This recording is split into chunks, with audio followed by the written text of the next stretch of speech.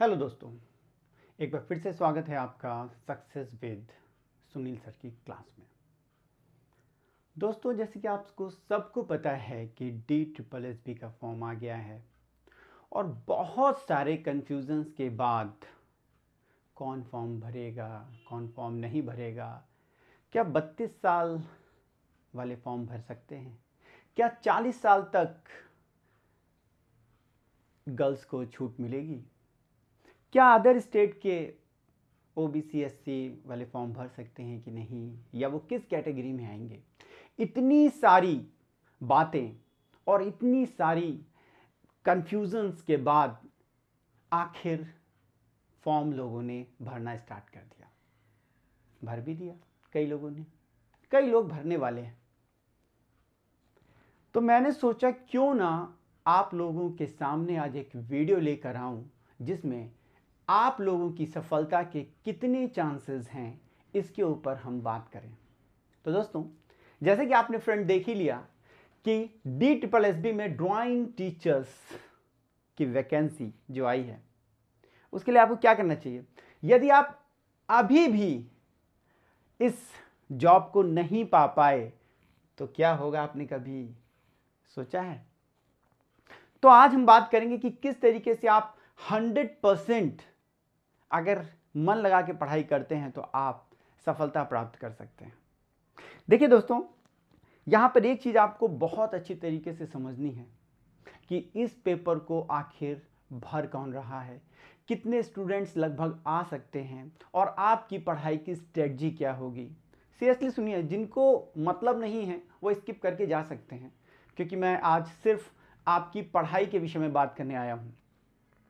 तो सबके मतलब की है भी नहीं और सबको देखना भी नहीं चाहिए, क्योंकि आपका समय बहुत ज़्यादा महत्वपूर्ण है। चलिए समझते हैं हम लोग। चलिए एक बात करते हैं आज कि किस तरीके से आखिर आप लोगों को पढ़ना चाहिए और किस तरीके से आप अपनी इस एग्ज़ाम को क्रैक कर सकते हैं। स्ट्रेटजी क्या है? देखिए, एक बात समझ लीजिएगा कि इस फॉर्म को कौन भर रहा है, जरा देखिएगा। इस फॉर्म को भर रहे हैं जिन्होंने BFA कर रखा है, यानी कि जो BFA किए हुए हैं प्लस MFA किए हुए हैं, क्योंकि इसमें मास्टर्स डिग्री मांगी गई है।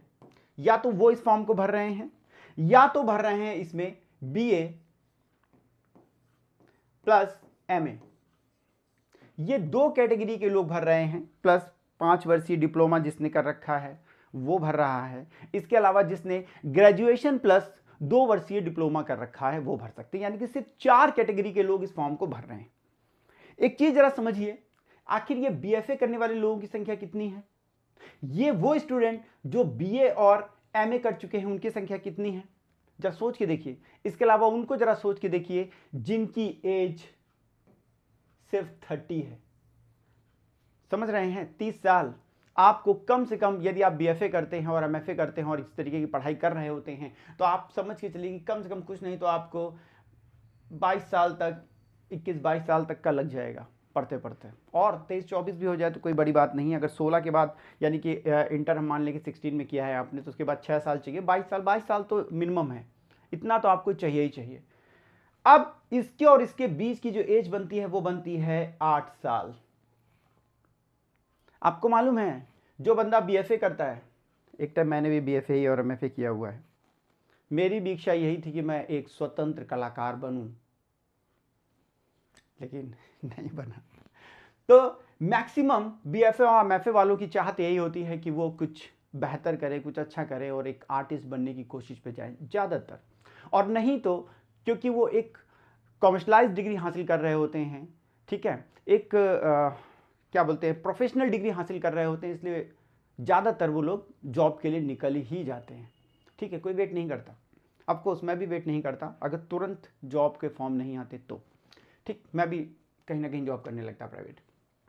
तो आप समझ लीजिए कि इनकी संख्या कितनी है, फिर ये समझ लीजिए कि इनकी संख्या कितनी है। ऑफकोर्स BA और MA वालों की संख्या बहुत ज़्यादा है, बहुत ज़्यादा। लेकिन आपको रियलिटी बता दूं ना कि जब तक ये और ये सोचते हैं कि मुझे पढ़ना चाहिए, तब तक का उनकी एज कम से कम कुछ नहीं तो 25 से 26 साल हो जाती है। तब तक कंपटीशन कितना बचा देख लीजिए, सिर्फ 4 साल, यानी कि 26 साल से लेकर 30 साल के बीच में 4 साल के बच्चों का कंपटीशन बचता है, जो जाकर समझ पाते हैं कि अब मुझे तैयारी करनी है और मुझे पढ़ना है। जो पहले से अवेयर होते हैं उनको तो छोड़ दो, वो तो पढ़ ही रहे होते हैं, उनको कहीं ना कहीं सिलेक्शन चाहिए होता है और वो सेलेक्ट भी हो जाते हैं। बेटा आप सबसे कह रहा हूं कि ये स्वर्णिम अवसर आपको प्राप्त हुआ है, जिसमें से 527 सीटें हैं। DSSB की 527 वैकेंसी निकली है, जो कि आप ड्राइंग टीचर बन सकते हैं। बहुत हैं इतनी वैकेंसी आपको प्रूव करने के लिए। आपको मालूम है ना आपका कंपटीशन कितना कम हो चुका है, कितना कम हो चुका है। आप समझ लीजिए 30। कई सारे स्टूडेंट्स मेरे पास, वो फोन्स तो बहुत आते हैं मेरे पास, सब लोग अपनी व्यथा बताते हैं, मैं भर सकता हूँ, मैं नहीं भर सकता हूँ। रियलिटी मानो बच्चे, रो देते हैं स्टूडेंट, रो देते हैं, जबकि मैं उनके लिए अननोन होता हूँ, लेकिन रो देते हैं कि सर क्या एज नहीं बढ़ेगी क्या, सर मैं पेपर नहीं दे पाऊँगा या दे पाऊँगी क्या। थोड़ा सा सोच के देखो बेटा, सोच के देखो, तुमको एक मौका मिल रहा है, तोड़ दो, फोड़ दो, सिलेक्शन एकदम पा के रहो।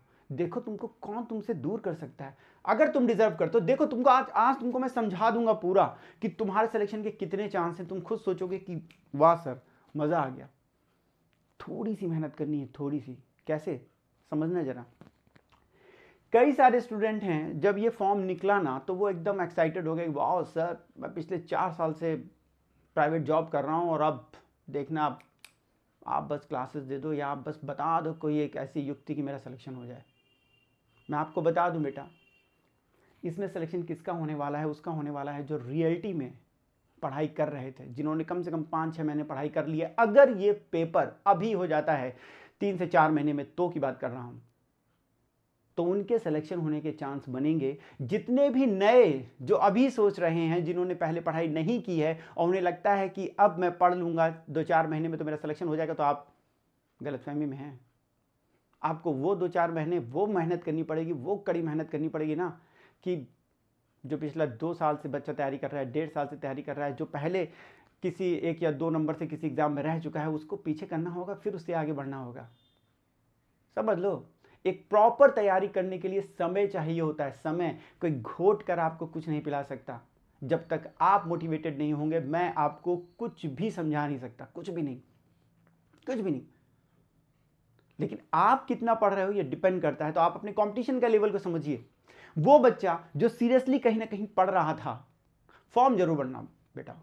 जो भी है बच्चा जो इस 30 के अंदर आ रहा है ना, इस एज में, वो फॉर्म अभी फिलहाल 30 ही है, नहीं कंसीडर किया उन्होंने किसी को भी, ना गर्ल्स को ना बॉयज को, किसी को भी नहीं, सिर्फ 30 के अंदर ही रखा है सबको।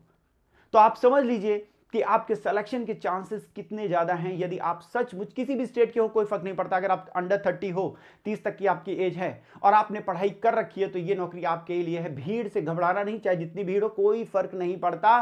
सिलेक्शन सिर्फ उसका होता है जो पढ़ाई करता है। सपने देखने से किसी के भी सपने पूरे नहीं होते। उस सपने को पूरे करने के लिए आपको मेहनत करनी पड़ती है, और वो भी जी तोड़ मेहनत करनी पड़ती। थोड़ी बड़ी मेहनत से फर्क नहीं पड़ता। मैंने एक शॉर्टकट वीडियो बनाया था, एक शॉर्ट वीडियो बनाया था, जिसमें मैंने कहा था कि जिस दिन आपकी सफलता के आंसू आपके आंखों से बहेंगे ना, वो दिन कोई और होगा। लोग उस वीडियो को मेरे साथ शेयर करते हैं और कहते हैं कि सर सच कह रहे हैं आप, आंसू निकले थे जब मैंने अपना रिजल्ट देखा, जब मैंने वो लेटर पाया तो आंसू निकले थे सर।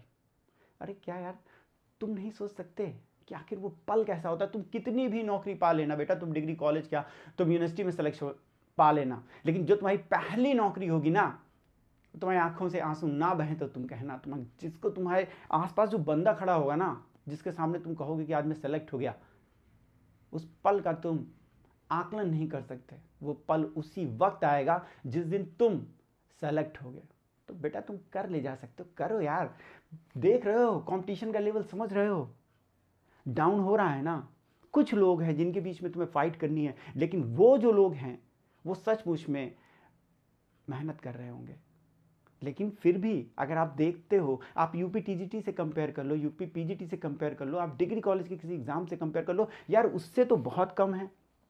यूपी पीजीटी में तो, टीजीटी में तो कहते हैं 50 साल की एज तक का आ जाओ, 20 साल एक्स्ट्रा तुम्हारे ऊपर बर्डन पड़ता है। यूपी में तो कहते हैं कि चलो आ जाओ, बॉम्बे ड्राइंग, टेक्निकल ड्राइंग आ जाओ, कंपटीशन का लेवल समझते हो, बहुत हाई। और यहाँ छट गए सब जो लोग थे ना, जो तुमको कंपटीशन दे सकते थे, आज वो रो रहे हैं कि सर आज हम ओवर एज हो गए, हम DSSB का फॉर्म नहीं भर सकते। अरे यार तुम दे सकते हो तो क्यों अपना एक एक अटेम्प्ट बर्बाद कर रहे हो। 2 साल बाद ये वैकेंसी आई है DSSB की, 2 साल बाद, फिर पता नहीं कितने साल बाद आएगी, दूसरे स्टेट की नौकरी पता नहीं कितने साल बाद आएगी। तो यार लग जाओ इसको पाने के लिए। समझ रहे हो ना, कितना क्राइटेरिया समझ लो कितना कम हो गया। ये इस बीच में जितने भी बच्चे हैं ना, मुश्किल से कितने 4 या 5 साल में जिनका सिलेक्शन, मतलब जो सीटें पा सकते हैं, जो 4 साल के बीच के जो स्टूडेंट हैं, बस उन्हीं के बीच में फाइट है। ना सीनियर से फाइट है जिसको नौकरी चाहिए, ना उससे फाइट है, ना कोई गर्ल्स हैं जिनको बहुत ज़्यादा ज़रूरत है कि सर इस बार कुछ भी हो जाए नौकरी तो पा के रहेंगे। नहीं है तुम्हारी फाइट उनके साथ, तुम्हारी कुछ लोगों के साथ फाइट है। और फिर भी अगर तुम नहीं पढ़ रहे हो, बड़ा मुश्किल है यार। अगर ये DSSB की जॉब तुम नहीं पा सकते ना, तो मैं तुम्हारे लिए क्या बोलूँ। सीटें तो लिमिटेड है ना, 527 है ना, उतनी ही मिलेंगी, कुछ ऊपर होगा, कोई नीचे होगा, कोई कट ऑफ से बाहर हो जाएगा। कितना अच्छा है, आपको अपने सब्जेक्ट में सिर्फ 40% जो क्राइटेरिया था, आप समझ रहे हैं पिछली बार कितनी कट ऑफ गया था, लोग कहते हैं कि 82 के लगभग गया था 200 में से कट ऑफ।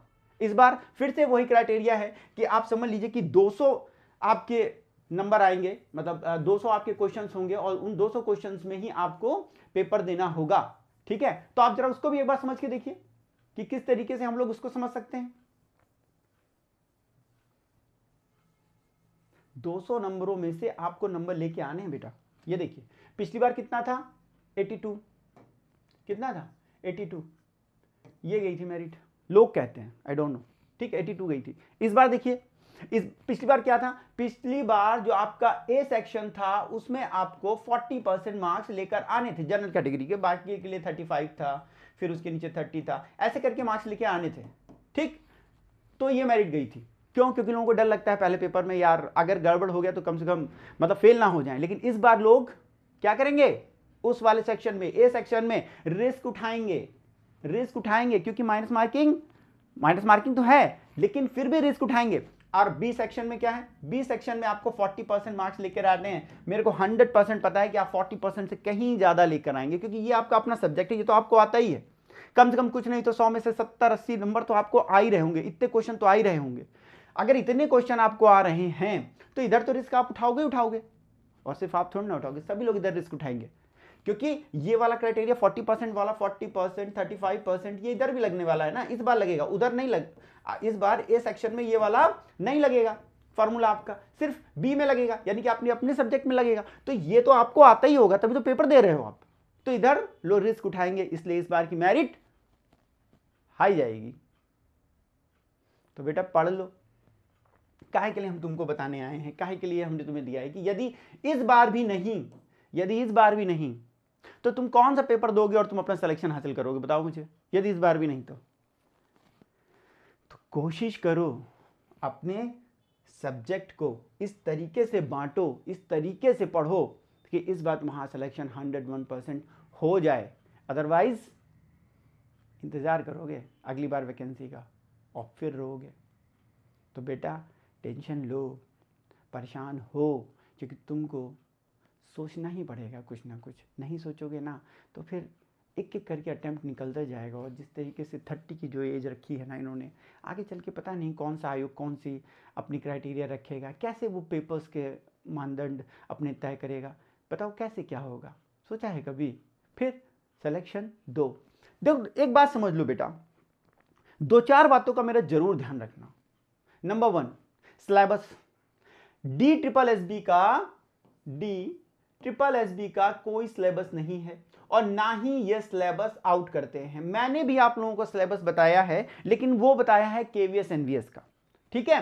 तो DSSB का कोई सिलेबस नहीं है, आप सर्च करके देख लीजिए, नहीं है, पहली चीज। दूसरी चीज समझ लीजिएगा कि जब इसका सिलेबस नहीं है तो पढ़ना क्या है, तो क्राइटेरिया भी चेंज है, कि भाई वो कुछ भी पूछ सकते हैं, कुछ भी पूछेंगे। लेकिन ध्यान रखिएगा जो आपका TGT है ना, ट्रेंड ग्रेजुएट टीचर, TGT, इसी लेवल का ही ज्यादातर क्वेश्चन होंगे, कम से कम कुछ नहीं तो 80% से 90% क्वेश्चन जो हैं वो आपके टीजीटी लेवल के होंगे, अर्थात आपके सिर्फ ग्रेजुएशन लेवल के होंगे, यानी कि आपने जो बीए का रखा है, जो बीएफए का रखा है, उसके लेवल के होंगे। बाकी के क्वेश्चंस एक्स्ट्रा हो सकते हैं। आपने देखा कि मैंने आपको 2 क्वेश्चन पेपर हल करवाए थे, सन 2021 का और सन 2010 का, सॉरी 18 का। 2 क्वेश्चन पेपर हल कराए हैं। 18 वाले में आपने देखा एक भी वेस्टर्न के क्वेश्चन नहीं थे, लेकिन 21 वाले में आपने देखा कि उसमें अच्छे खासे क्वेश्चन जो थे वो वेस्टर्न के थे। तो इसका मतलब वेस्टर्न भी आएगी।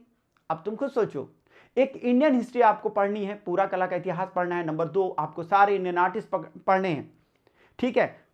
आपको अप्लाइड आर्ट के क्वेश्चंस पढ़ने हैं, क्योंकि अप्लाइड आर्ट के क्वेश्चंस आ रहे हैं। आपको ग्राफिक आर्ट्स पढ़ना है। तो 4 तो चीजें पढ़नी है आपको, जो कि इंडियन बेस्ड होगा, इंडियन, ठीक है। इसके बाद जो आपको पढ़ना है वो वेस्टर्न है। जब आप वेस्टर्न पढ़ाने के लिए तो उंगलियां मैंने दिखा दी कि बेटा ये 4 सिलेबस है, लेकिन एक्चुअली ये 4 सिलेबस नहीं है। ये अच्छी खासी बुक्स हैं जिनको आपको पढ़ना है, या अच्छे खासे आपके नोट्स हैं जिनको आपने लिख रखा है कहीं पे, उसको पढ़ना है। कहां से आएगा नहीं पता, आप क्वेश्चन उठा के देखिए। आप अभी मैं जल्दी ही आपके पास एक नया क्वेश्चन पेपर लेके आने वाला हूं, सन 2015 का है मेरे पास, DSSB का। मैं दिखाऊंगा, उसमें वो पीजीटी का क्वेश्चन पेपर है, ढेर सारे क्वेश्चन पेपर है। तो मैं आपको दिखाऊंगा, तो आप उसको देखोगे ना, तो आपको पता चलेगा कि बाप रे इतना डीप। तो हलवा नहीं है पढ़ाई। अगर आप अब भी सोचते हो ना कि आपने फॉर्म भर दिया है और अब फिर अब देख लेंगे कभी, मतलब पढ़ लेंगे, अभी तो फॉर्म भरा ही जा रहा है, तो आप समझ लीजिए कि आप अपनी दौड़ से पीछे हो रहे हो। एक एक दिन आपको, यदि आप नहीं पढ़ रहे हैं तो घसीट के आपको पीछे लिया जा रहा है। सिलेक्शन पाने के लिए सचमुच आपको बहुत मेहनत करनी है। जो मेहनत कर रहा है वो स्किप कर चुका है वीडियो, जो नहीं कर रहा है वो देख रहा है।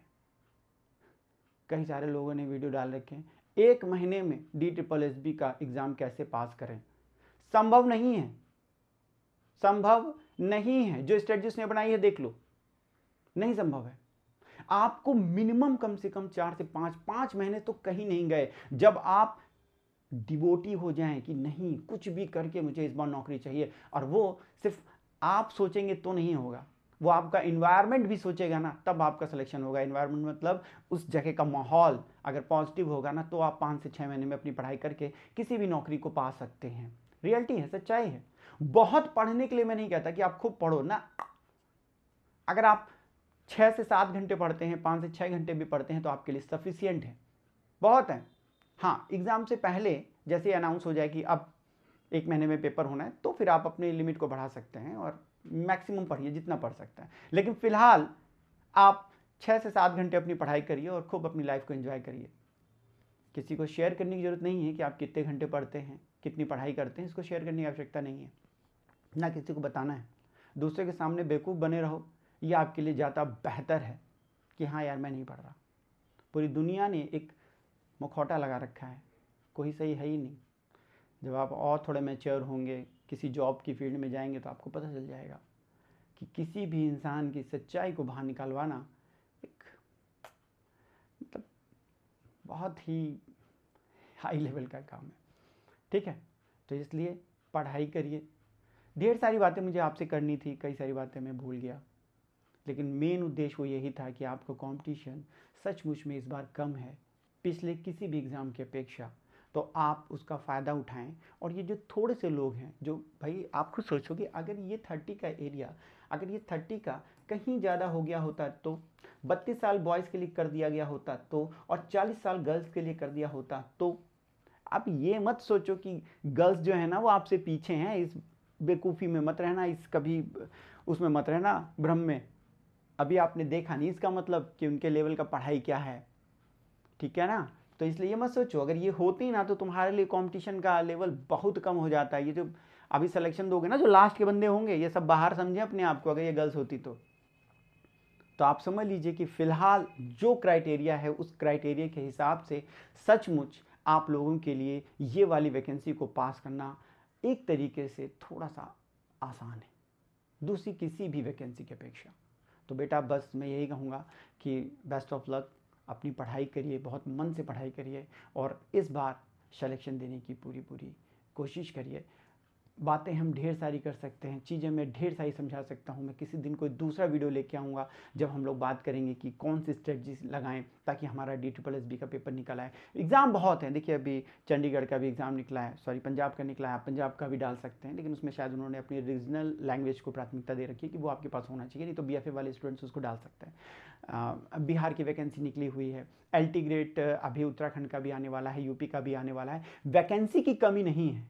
अगर आप सचमुच में ठान लेना कि इस साल एक सिलेक्शन तो मुझे देना ही है, तो कुछ नहीं तो नेट तो पास करोगे, JRF तो पास करोगे, और तुम्हारे कॉन्फिडेंस लेवल बढ़ जाएगा कि यार मैंने इस बार ये वाला एग्जाम पास किया, अगली बार मैं ये वाला एग्जाम जरूर पास करूंगा। कॉन्फिडेंस लेवल बढ़ जाएगा। तो कोशिश करो भाई, सिलेक्शन तो मिलेगा। और अगर आप पैसे के पीछे भागते हैं और यदि आप कहीं कोई एक नौकरी कर लेते हैं, हम कह रहे हैं कि आपने कोई नौकरी पकड़ ली ना, कोई 20,000 की नौकरी भी पकड़ ली, कोई 40,000 की नौकरी भी पकड़ ली, तो इससे भला नहीं होने वाला है। ऐसी नौकरी पकड़ो जिसमें हाँ तुम्हें कल को कुछ फ़ायदा मिलने वाला हो, उसमें प्रमोशन होता रहे, कुछ बेहतर होता रहे, तब तो ठीक है। ठीक है कि चलो ये नहीं मिली तो ये तो मिल रही है, लेकिन जब तक आपके पास समय है ना एक जॉब को पाने का, तो यार कंपटीशन फेस करो, एक बार फेस करो, देखो जरूर, तुम्हारे बैठने से ही तुम्हें समझ में आ जाएगा। अभी तुमको कंपटीशन देने के लिए बहुत लोग हैं, बहुत लोग हैं। चलो, उम्मीद है कि आप लोगों को समझ में आया होगा कि मैं आपको क्या समझाना चाहता हूँ, और फिर कोई दूसरा वीडियो लेके आएंगे तब हम लोग इसकी स्ट्रेटजी को समझेंगे कि कैसे हम एग्ज़ाम को पास कर सकते हैं। शॉर्टकट इस दुनिया में नहीं है, इसके भ्रम में मत पड़ना। 2-3 महीने में कुछ तुम्हारा हो सकता है, जो नए बच्चे हैं उसके भ्रम में मत रहना। जो सैनिक किसी लड़ाई के लिए तैयार है, उसी का ही बेस्ट परफॉर्मेंस आपकी जो बैटल फील्ड है वहाँ पर होता है। तो ठीक उस तरीके से आप भी हैं कि यदि आप पहले से तैयार हैं एग्ज़ाम को देने के लिए, तो आप इन 4-5 महीनों में अपने आप को और बेहतर कर सकते हैं। ये जितने भी बच्चे सोच रहे हैं कि अब मैं पढ़ाई करूँगा और मैं ये पेपर दूंगा, तो उनको हताश होने की ज़रूरत नहीं है। आप अपना बेस्ट देने की कोशिश करो, बहुत अच्छी पढ़ाई करो। पॉसिबल इस दुनिया में सब कुछ है, इम्पॉसिबल नाम की कोई चीज़ इस दुनिया में नहीं है। एवरीथिंग इज़ पॉसिबल, सब कुछ संभव है, बशर्ते कंडीशन अप्लाई। आप मेहनत लगाइए, खूब एफर्ट्स लगाइए, कोशिश करिए कि प्रीवियस ईयर के क्वेश्चन पेपर्स को मैक्सिमम हल करिए कि इस तरीके का आया था। स्ट्रेटजी पे अभी हम लोग एक काम करेंगे कि मैं आपके सामने अभी जो भी लेटेस्ट क्वेश्चन पेपर लेके आऊँगा ना, तो उसको हम लोग समझते हुए हल करेंगे कि देखो ये क्वेश्चन आया है, तो नेक्स्ट बार ये क्वेश्चन आ सकता है, इससे संबंधित आ सकता है। तो एक स्ट्रेटजी पे बात करेंगे कि कितने क्वेश्चंस आपके आए हैं और किस तरीके से क्वेश्चन और आ सकते हैं, तो इस पर भी हम लोग बात करेंगे। किसी भी बच्चे को अगर लगता है कि मैं सही कह रहा हूँ या आपको अच्छा लगा, तो कमेंट जरूर करिए। अगर ये वीडियो आपके मतलब का है या लोगों के मतलब का है, तो उनको शेयर जरूर करिए ताकि मैक्सिमम लोगों तक ये बात पहुँच सके। तो चलिए मिलते हैं अपने दूसरे वीडियो में, जब तक के लिए बेस्ट ऑफ लक। पढ़ाई आज ही से शुरू कर दीजिए।